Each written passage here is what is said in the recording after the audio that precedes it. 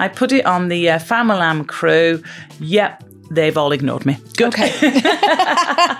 There's a picture of me with my curly perm that like ends at my ears, so like spaniel ears. And my arm in one of those really uncool foam slings. Yeah, there is that absolutely. saying, I can never remember it, but it is about your kids are only loaned to you. They're not yours. Yeah. They're only loaned to you for a while. Oh, And then they're all sending tears. Hello, Claire Hamilton. Hello, Sarah Carr. Hello, fantastic people. Welcome to the world of Teen Commandments. Woo, woo. This is the show. Sorry, I've had a coffee. This is the show where we try to untangle the often absolutely crackers brains of our teenagers, whilst also, let's be honest, coping with our own brains, Claire. Not easy, is it? It's not. Mine goes a bit dormant now and again. I do like it when you just stare out into the middle distance. You're the one person I feel really comfortable because I can stop mid-sentence and just go. I was like, oh, she's tailing off. She's fading away. Someone put 50p in the meter.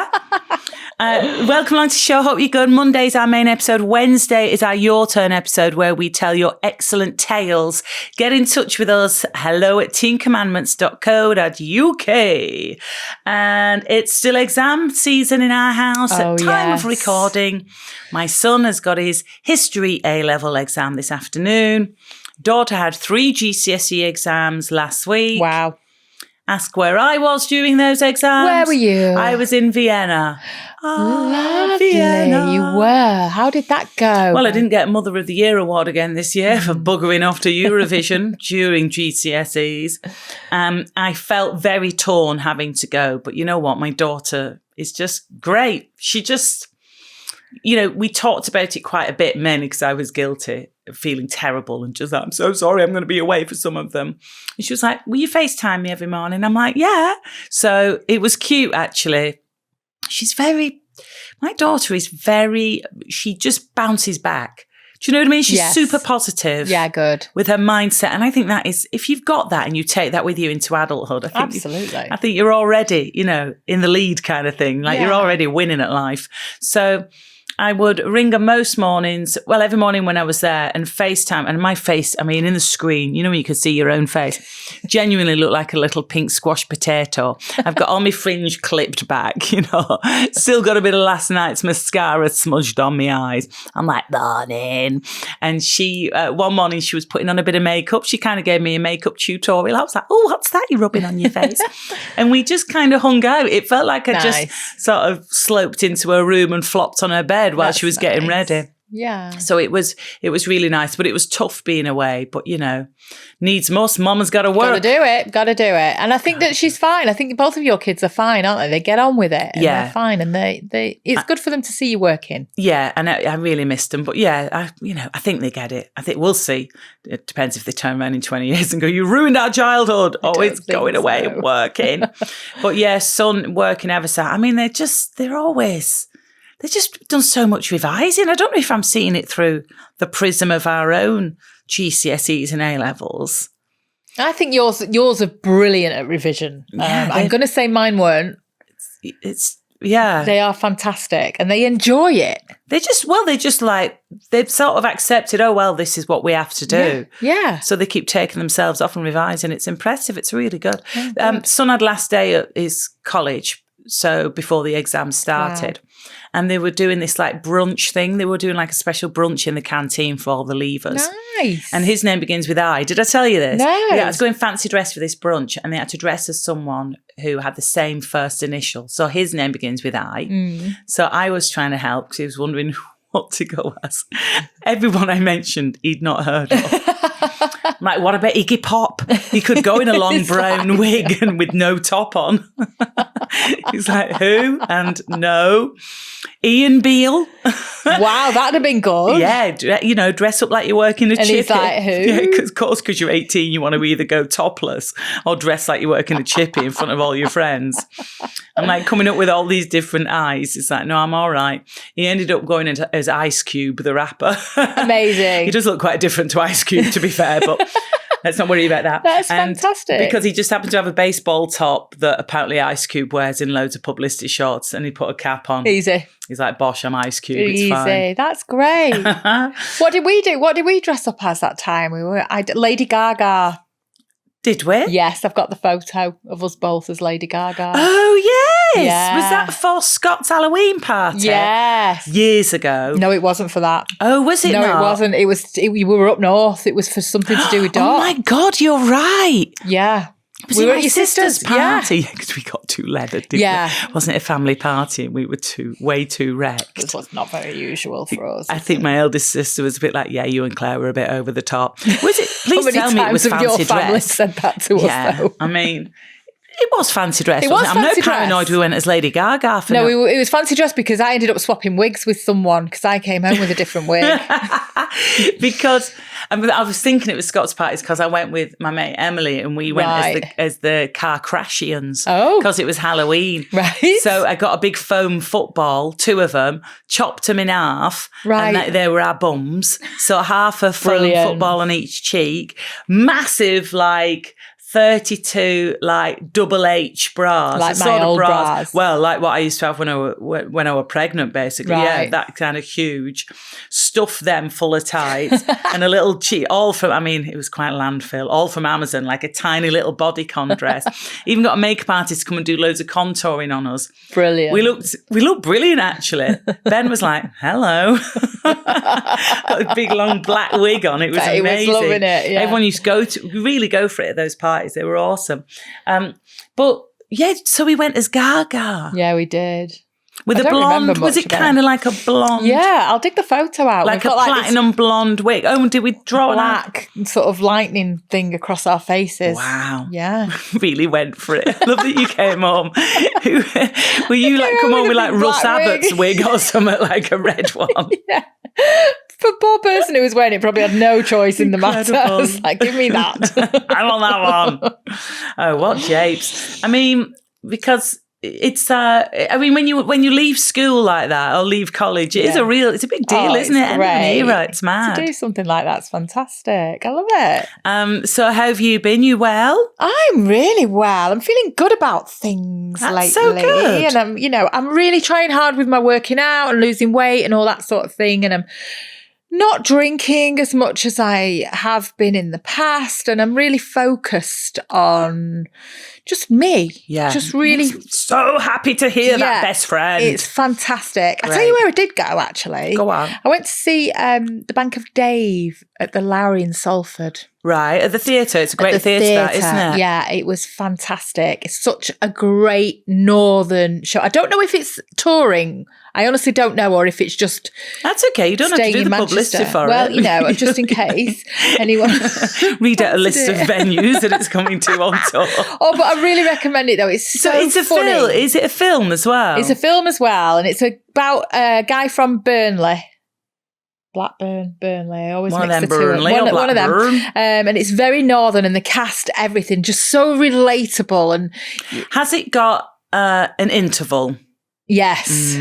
Love an interval. Do you hate an interval? Do you? Yes. What are you on about? How can we? Oh, don't let this be the thing that divides us after all these years of friendship. What do you mean you hate an interval? Because in the interval, I'm always a bit like, I wish I was going home now. Like it takes you out of the moment, and sure you get to have some ice cream or whatever, right? And stretch your legs and go and queue for a loo. Barely use the loo, just go and queue for one if you're in an old-fashioned theatre, in a Victorian theatre.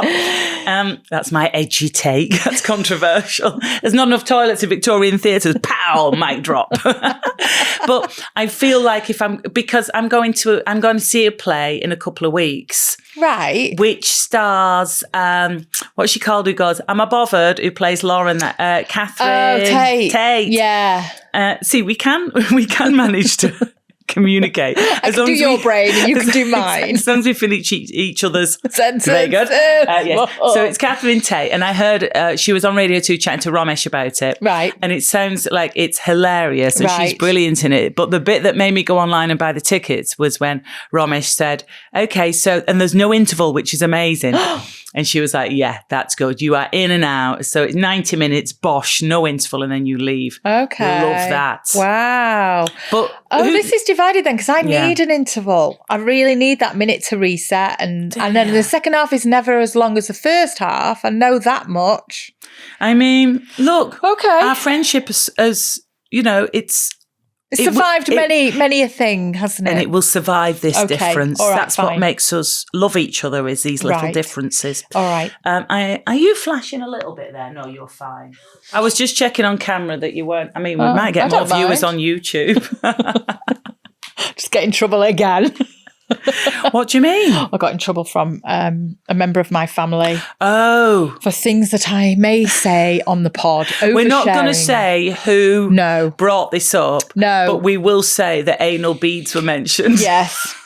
I had a very awkward conversation with a family member about anal beads. And we don't think that family member had actually heard the episode. No. Because they later on sort of said, why were you talking about that anyway? Yes. So they'd probably heard from somebody else. But, it's fine. I just said, listen, it's all comedy. It's fine. Yes. No shame here. There is no shame here. No shame will be put upon us for anything that we say.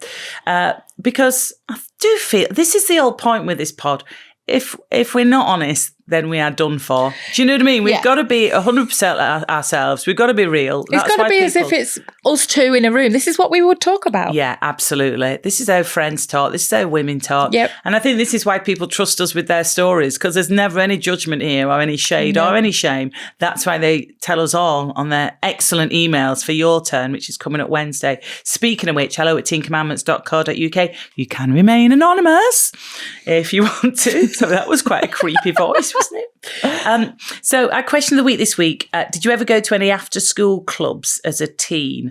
Oh, let me see. I put on the family WhatsApp. I'd forgotten I'd done that. I put it on last night. I love your little hiding place for your phone. I know, I just shoved my phone down behind that cushion. I put it on the Famalam crew. Yep. They've all ignored me. Good. Okay. I was like, hey guys, for the pod. Because I was trying to remember, but as I was typing out, I was trying to think, what ones did my kids do? The after school clubs. Did you do any as a teenager? Yeah, I was a swimmer as a teenager. I forget that because occasionally when you've come down and if I've managed to get an extra pass for David Lloyd's, the best gym in the world. Yeah, it's fabulous. Get your knockers out in changing room. Yeah, we all get...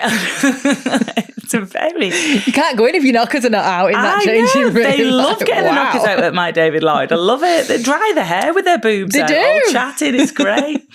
It'd be terrifying for a young girl in there, wouldn't it? Like, oh my God. It's like a flip chart of boobs, isn't it? Like big ones, low ones, perky ones, bouncy ones. They're all there, aren't they? All life is there. They don't care. It's fantastic. But why did I get onto swimming? I mention David? Oh, because when we go and I get a pass for you and then you swim, I always forget you. Whoosh, cut through that water. Oh yeah, I used to do galas and everything. It's like I'm alongside a dolphin or a porpoise or a narwhal. I love to swim. Whiz through. I need to be a member of somewhere where I can go and You're swim. very much of the sea. I don't like the sea though. No, I don't like fish. Not the actual sea. No, not that. I don't like not seeing what's down there. And we don't like it when a bit of seaweed touches it. No, I think we all watched Jaws too soon, didn't we?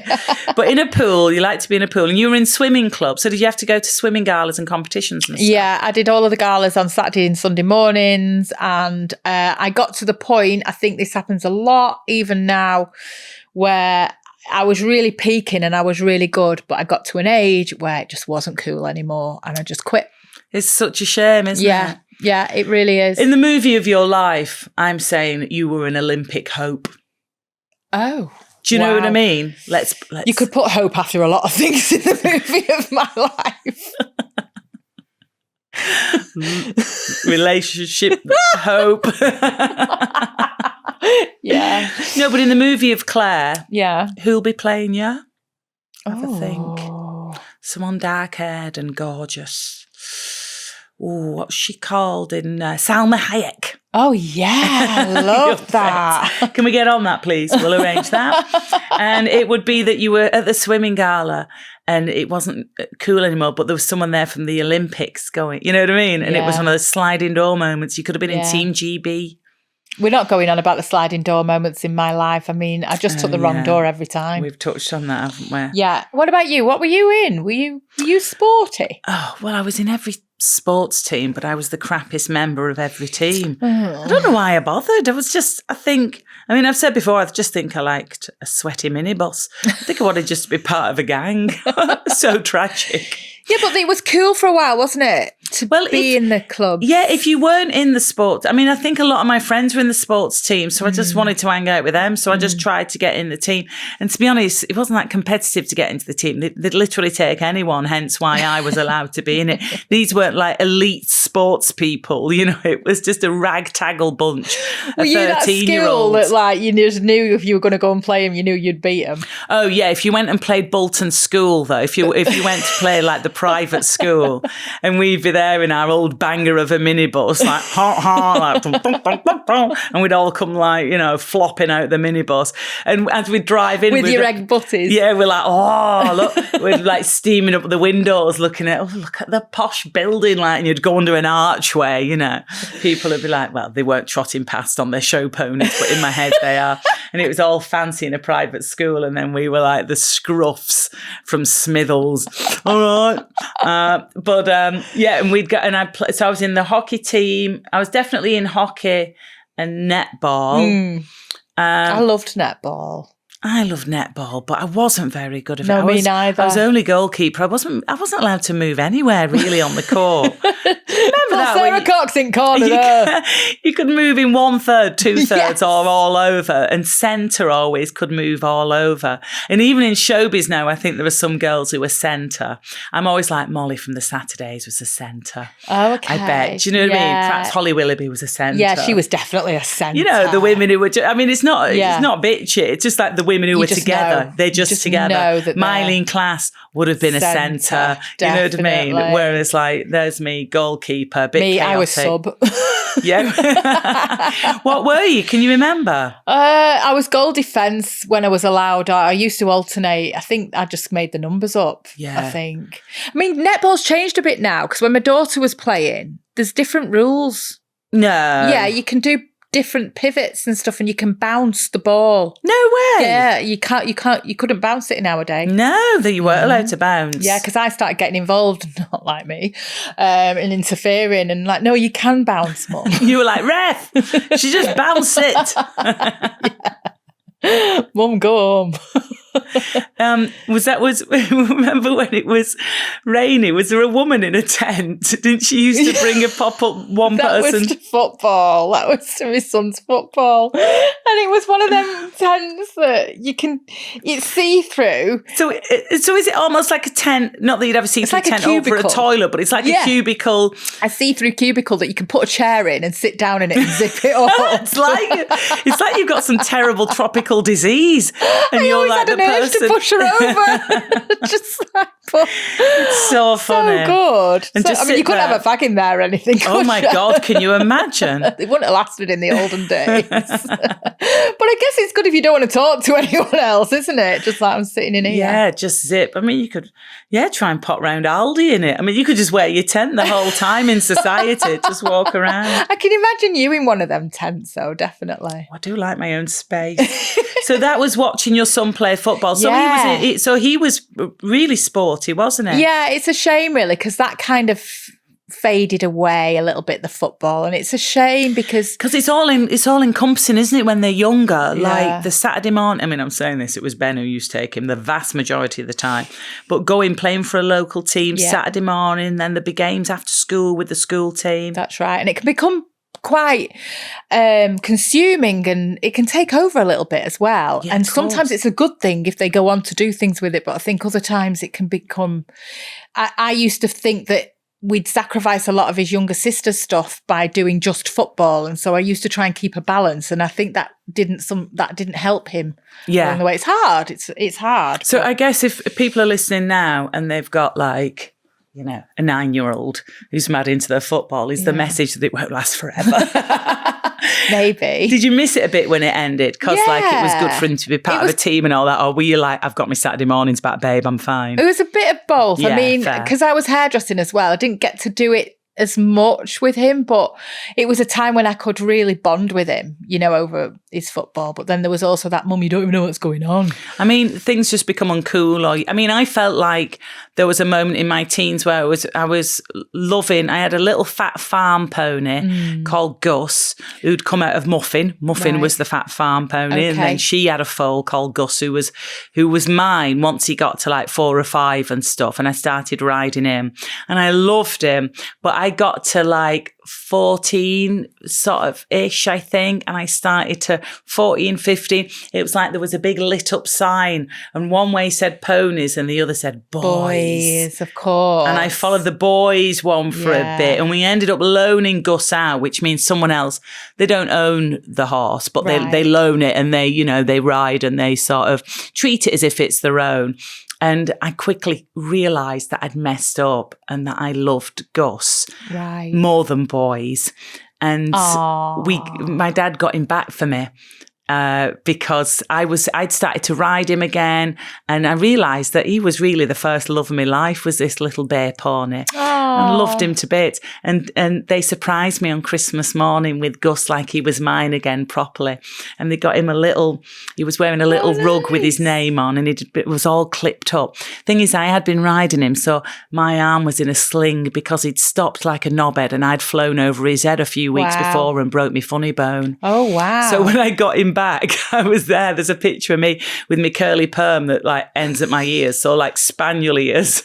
And my arm in one of those really uncool foam slings and holding my pony on Christmas morning like, yay, I've got my pony back. That's so nice. And then the weeks later, because I started in the January of the new school, and that's when I started to get bullied horribly because I had that bloody foam sling. Wow. And the head teacher carried me lunch across the canteen on day one. That doesn't help the situation. No, might as well have stuck a big sign on my back saying, bully me immediately. Yeah.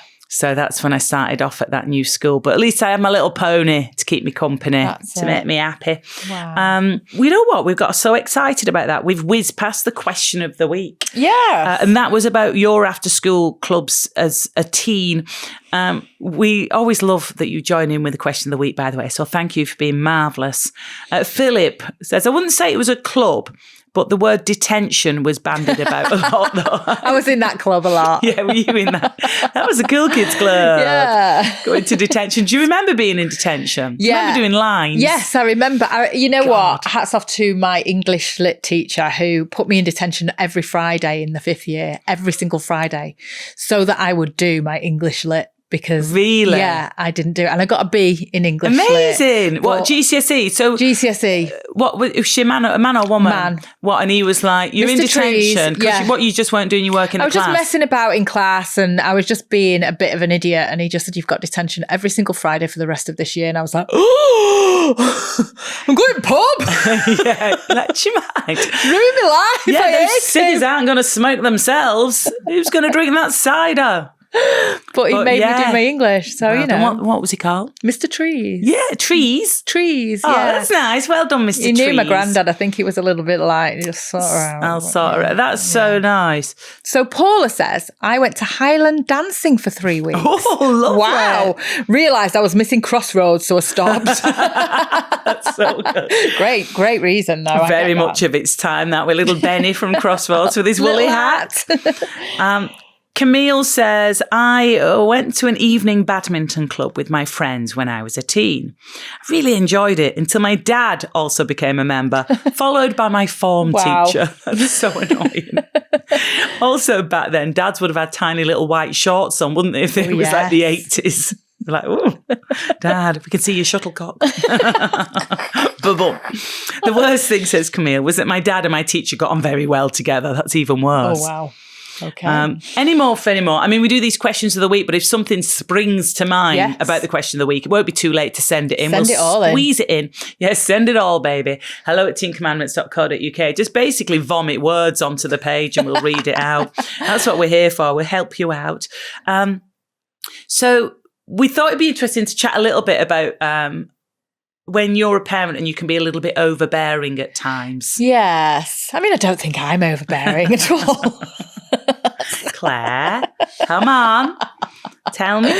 It is a very interesting topic, isn't it? That I think everybody is really guilty of. And it's really hard not to be overbearing when you've had your little squids, your little babies, and you can really control and do their lives for them and make it the best ever. And then they are growing up and need their own space and their own time, and they want to say no to things. And it's really hard to not plan their day or plan their evening. And I am very guilty of this. Because when they're little, you are the very centre of their universe. Yeah. They can't get enough of you. Yeah. They want to hang out with you. Yeah, the love letters. Yeah. Oh my God, the love letters. The love letters. We still photos will come up that we've taken of these letters, and we've got quite a few stashed. So cute. I have a core memory of walking in from work knackered, and both my kids were chanting "Mummy, Mummy, Mummy" as I come in, and I'm like, But actually, that noise, because actually back then you were like, just knackered. God, I just want to get in and just to quiet and calm. Yeah. But they'd run, they'd barrel along. I'd give my right arm for that moment again. Throw themselves at you. We found a note that was from my littlest one, and it was like, "Mummy, I love you so much, I will die." Loads of love hearts. So dramatic. So when you have to go cold turkey and it's just whoop, cut off. Yeah, immediately, isn't it? It's almost love overnight. And affection, is almost overnight when they get a bit older, when they become teens. Yeah, they just want their own space. They want their own bedroom, don't they? And they just don't want you knocking on, going. Oh, you sent me that thing from Insta where it was like that guy saying, their bedroom is a place where you used to just waltz straight in there, go and hang out. I mean, to be honest, I still do that with my little one, with my little girl. Okay. I don't with my son so much. My son, because I don't want to go bursting in there if he's just got out the shower or whatever, God forbid. So I really do knock and wait. I don't do a Jackie knock and push. With my daughter, I can kind of inch in, knocking and pushing. Oh, okay. I'm coming in, you're right. And she's lovely with me. She'll put up with me going in there. Right. Sometimes she'll be a bit like, I'm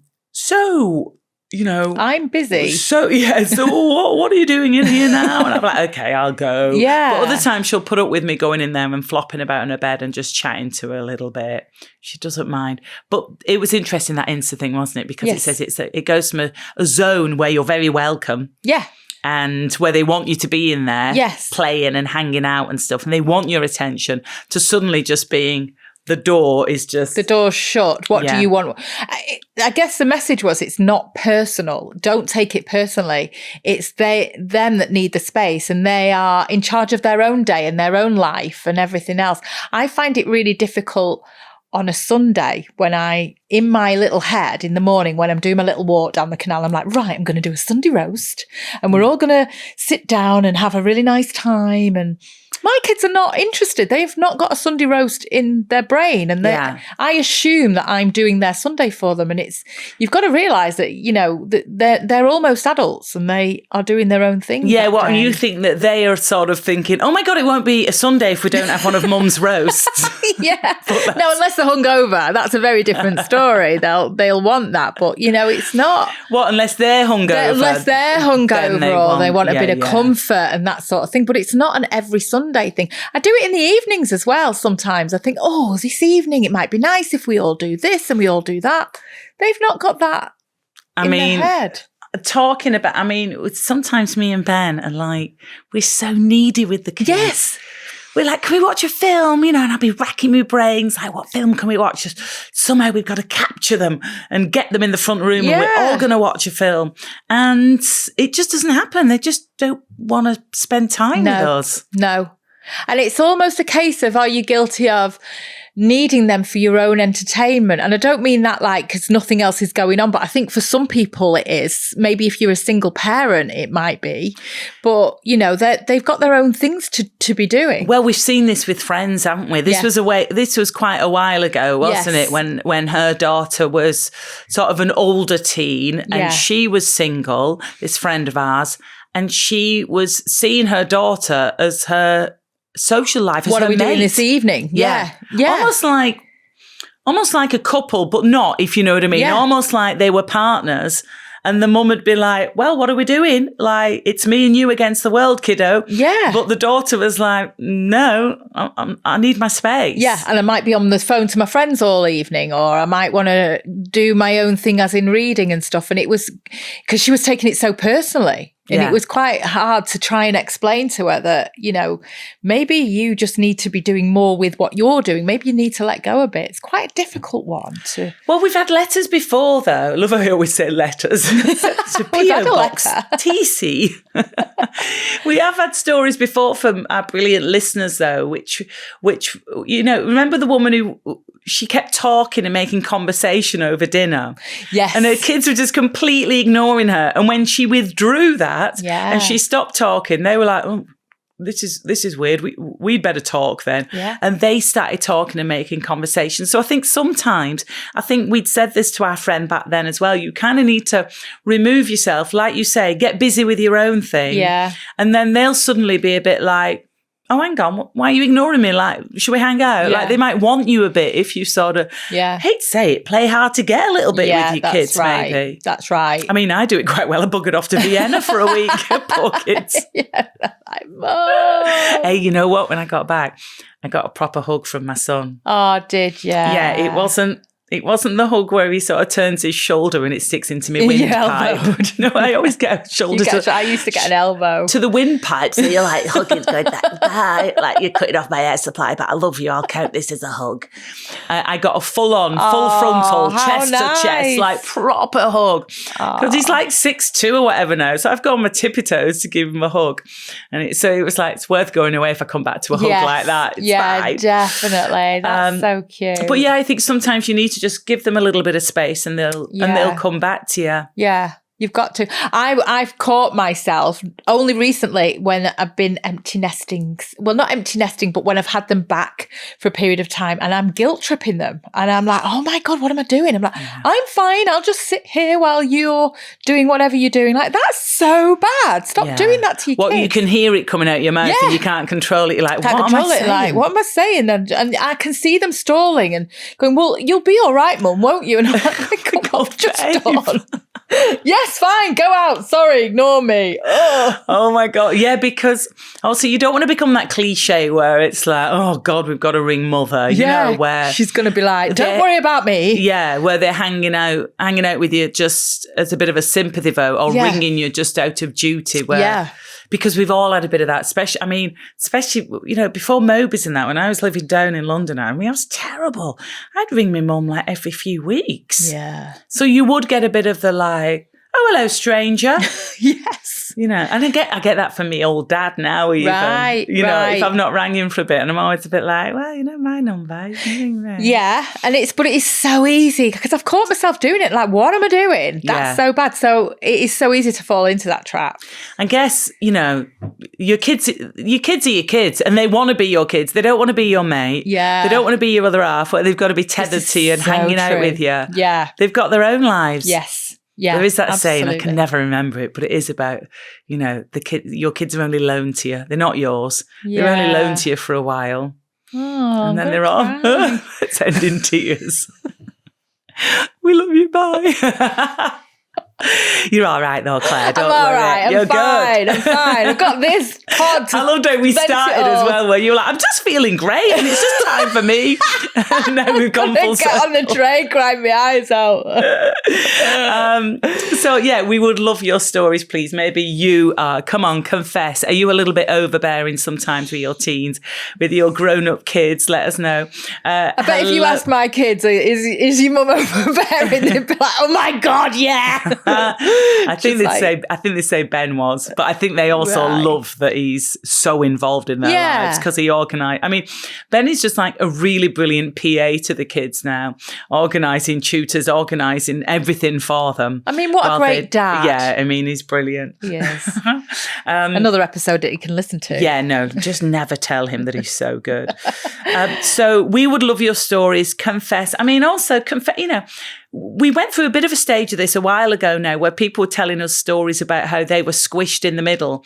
You know, when I mentioned my dad then. Yeah. And, you know, if you're coping with older parents and you've also got teens and you're just trapped in the middle, we love your stories about juggling all of that as well, because we got some great tales, didn't we? Yeah. We're here for all of it, whatever you want to share with us. hello@teencommandments.co.uk, because we're a big TC family. Is that right, Claire? Yes. Yeah, high five. Woo! Oh, you left me hanging quite a bit there. I was checking my boobs didn't fall out at the same time. I wondered what you were doing. That would have been a great ending, though, for the YouTube episode. Ta-da, Claire's boobs. Bye.